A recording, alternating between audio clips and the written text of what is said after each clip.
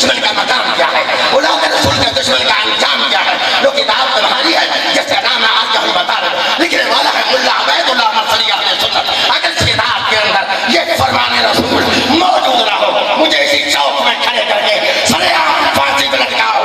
ہے تو پھر سن لو، اللہ کے نبی نے ارشاد فرمایا یا علی یا علی یا علی لا يحبك الا دائم البلاد ولا يبغضك الا خبيث البلاد.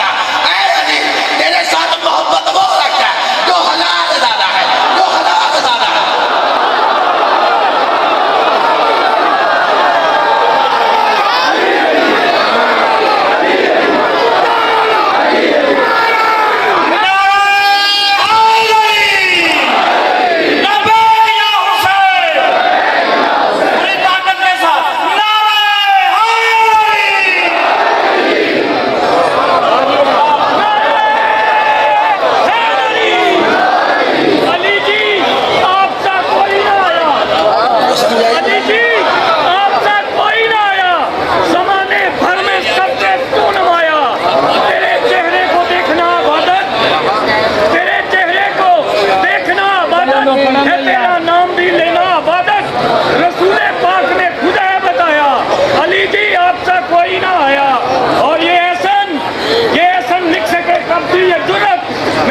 نام لوں دل میں تھی حسرت میرا